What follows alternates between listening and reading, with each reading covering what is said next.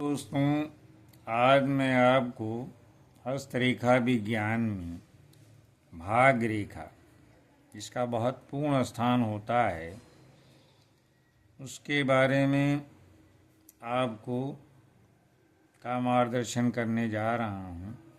दोस्तों, पहली बात तो ये जानना जरूरी है कि भाग रेखा हथेली में कहाँ अंकित होती है। इसके लिए मैंने दाहिने हाथ की हथेली का चित्र बनाया हुआ है, तो उससे आप स्पष्ट रूप से समझ जाएंगे कि भाग रेखा हथेली में कहाँ अंकित होती है। दोस्तों, ये है दाहिने हाथ की हथेली का चित्र। इसमें ये अंगूठा है, ये तर्जनी उंगली है, ये मध्यमा उंगली है, अनामिका उंगली है, और ये सबसे छोटी उंगली कनिष्ठा होती है। तो दोस्तों, ये बात जान लें आप कि भाग रेखा कहीं से भी निकले, उसका जो अंतिम स्थान है वो शनि पर्वत ही होता है। स्वाभाविक मार्ग उसका जो है वो शनि पर्वत पे ही जाता है।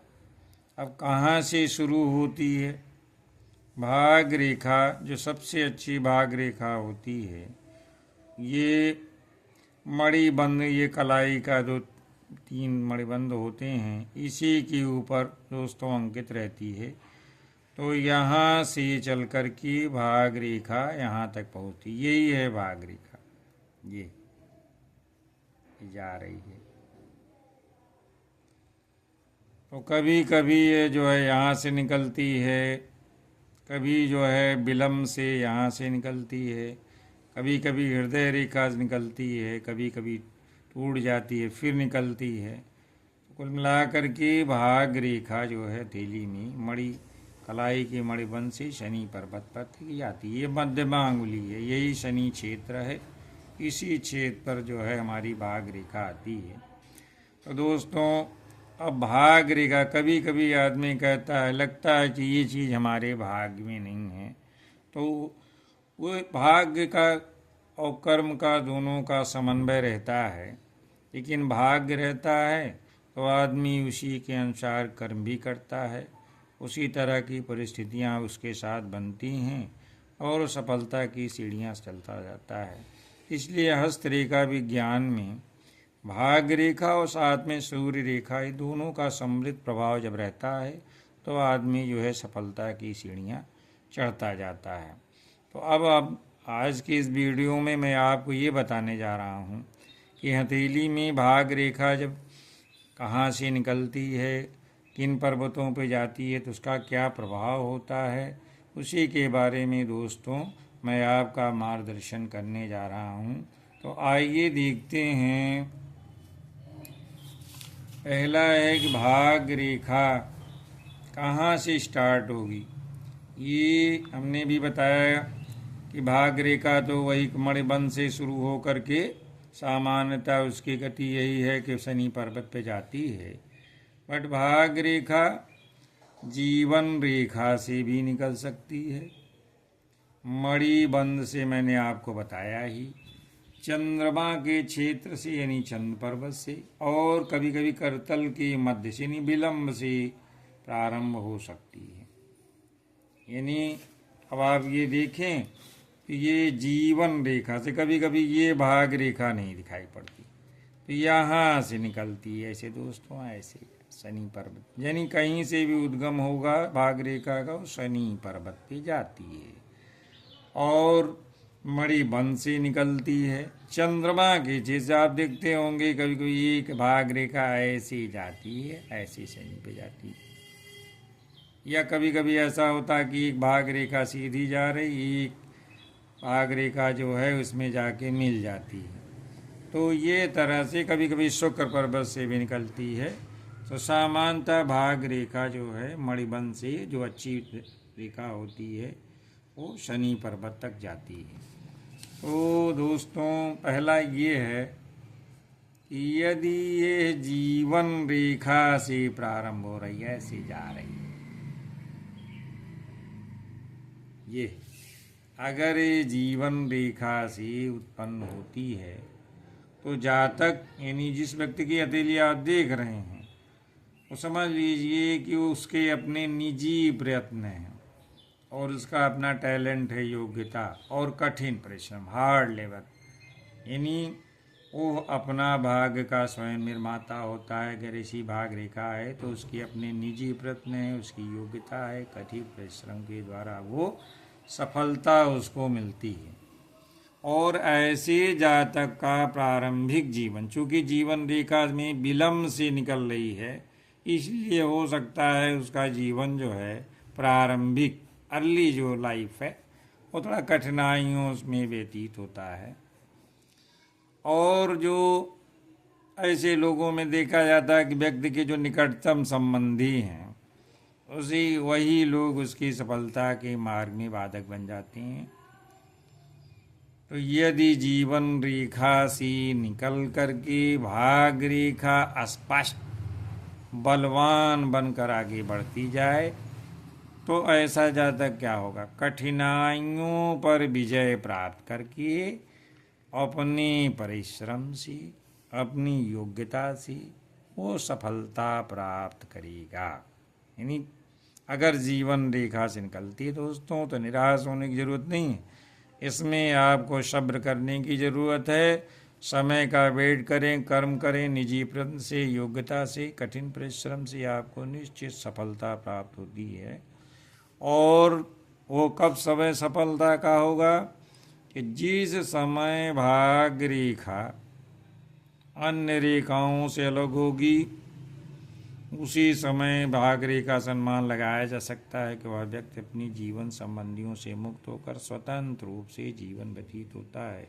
यानी जब देर से निकलती है तो वही जो टाइम है इस तरह का विज्ञान में देख अनुमान लगाया जा सकता है कि किस उम्र से आप स्वतंत्र होकर निर्णय ले करके और सफलता प्राप्त कर सकते हैं।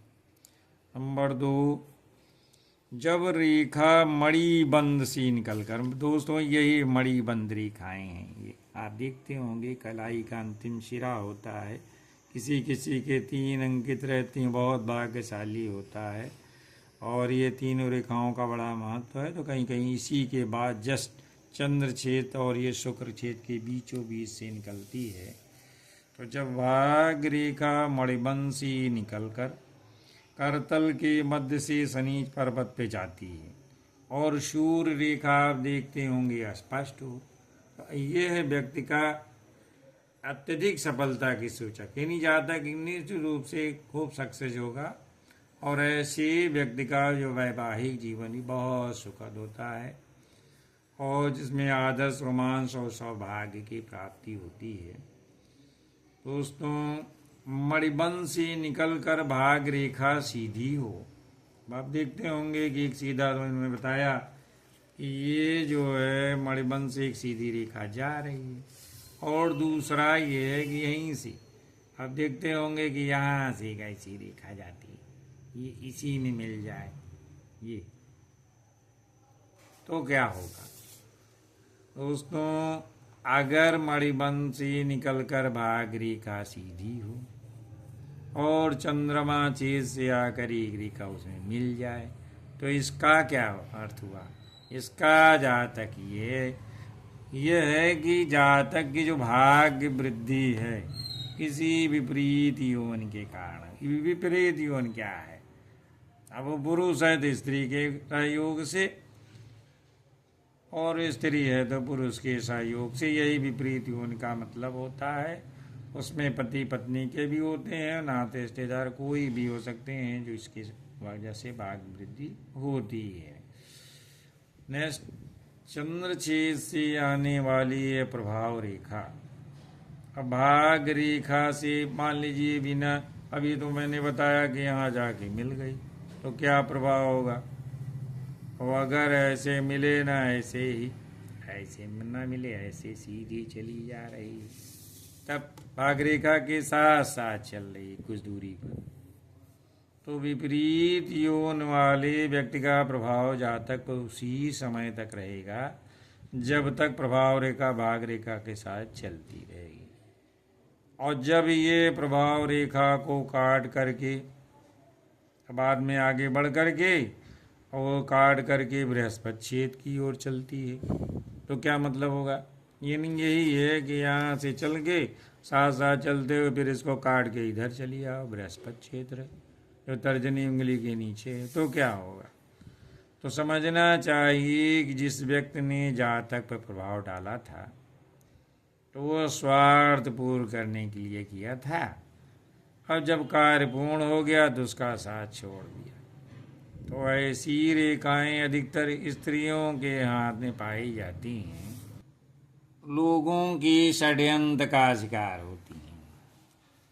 यानी लाभ लेकर के पुरुष जो है धोखा देता है। तो ऐसी स्थिति तभी बनती है कि अगर वो भाग रेखा सीधी जा रही है और चंद्रमा से एक रेखा जा करके भाग रेखा के साथ चल के फिर काट करके बृहस्पति क्षेत्र पर पहुंच जाती है, तो निश्चित रूप से ऐसे लोग मतलबी लोग होते हैं, स्वार्थ के लिए दोस्ती करके बाद में धोखा देते हैं। यदि हथेली में ऊपर बढ़ती भाग रेखा कोई शाखा बृहस्पति पर वृत्त चली जाए या सूर्य पे या बुध से, तो उस पर्वत की गुणों का प्रभाव, जो मैंने बताया बृहस्पति का ये गुण होता है पिछली वीडियो में, सूर्य पर्वत का क्या गुण होता है, बुध क्षेत्र का क्या गुण होता है। तो अगर ये भाग रेखा जो है यहाँ से एक ब्रांच निकले, इस पे एक शाखा फेंके तो उसका अलग गुण होगा, सूर्य क्षेत्र पे जाती है तो अलग गुण होगा, बुध क्षेत्र पे एक ब्रांच निकल के जाती है तो अलग गुण होगा। तो उस पर्वत के गुण के अनुसार उस व्यक्ति का जीवन संचालित होता है। यदि भाग रेखा से कोई शाखा दोस्तों निकलकर, अभी बताया कि मतलब अगर बृहस्पति पर्वत पर जाए तो क्या होगा। तो ऐसा जातक जो है इसको दूसरों पर अधिकार देने वाला हाई पोस्ट यानी ऑफिसर रैंक का, मंत्री, ऊंचा पद निश्चित रूप से मिलता है। और घटनाएं उस वर्ष से शुरू होंगी जब ये शाखा भाग रेखा से निकलना शुरू करेगी। और यदि ये शाखा बृहस्पति क्षेत्र पे जाके समाप्त होती है तो समझिए वह साधारण सौभाग्य सफलता का योग होता है। यदि भाग रेखा से निकलकर कोई शेखा संच्छेद सूर्य पर्वत पे जा रही दोस्तों, तो ऐसा व्यक्ति क्या होगा, धनवान होगा एवं सार्वजनिक में पब्लिक लाइफ में उसकी बड़ी प्रतिष्ठा होगी, उसके प्रशंसक होंगे, जाने वाले होंगे, धनी भी होगा। तो ये बहुत अच्छी बात है कि अगर सूर्य क्षेत्र की ओर जाती है तो ऐसी स्थिति होगी। यदि भाग रेखा से कोई शाखा बुध पर्वत पे जाएगी तो ऐसा व्यक्ति है तो वैज्ञानिक होगा और डॉक्टर हो सकता है या व्यापार बिजनेस लाइन में बहुत सफलता प्राप्त करता है। नेक्स्ट है दोस्तों कि यदि भाग रेखा स्वाभाविक रूप से शनि पर्वत पर नहीं जा रही है, जाते मैंने मणिबंध से चीजें निकले शनि पर्वत पे जाती है, मान लीजिए वहां जाके अन्य पर्वत की ओर मुड़ जाए तो जातक जो है यानी शनि पर्वत पे जाके मुड़ जाए दूसरे, तो उसी गुणों के अनुसार उसका जीवन संचालित होता है। इस योग में उतनी सफलता नहीं मिलती। कभी कभी दिखता है कि भाग रेखा तो बहुत प्रबल है, आदमी बेचारा ठोकर खा रहा है। तो ऐसे ही स्थिति होती है कि जब एक सीधी रेखा सीधे चला जाना अच्छा लक्षण नहीं है, उसमें से जब ब्रांच निकलती है कोई भाग रेखा से तभी सफलता निश्चित रहती है, वरना मनुष्य भाग का दास बन के रह जाता है। यदि भाग रेखा बिना किसी शाखा के शनि पर्वत पर आई तो वही बताया मैंने कि ये शुभ नहीं मानी जाएगी। ऐसा व्यक्ति भाग का दास बन जाता है और परिस्थितियों की जंजीर में बंधा रहता है, उसका जीवन थोड़ा दुखमय होता है।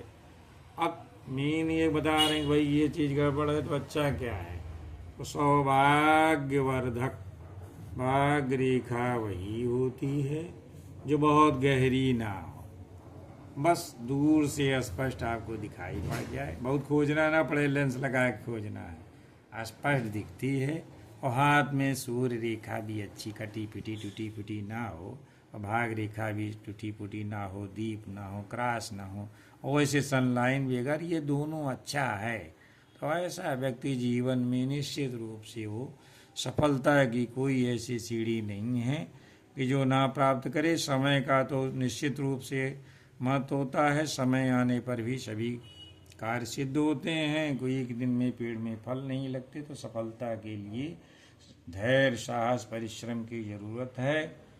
धन्यवाद।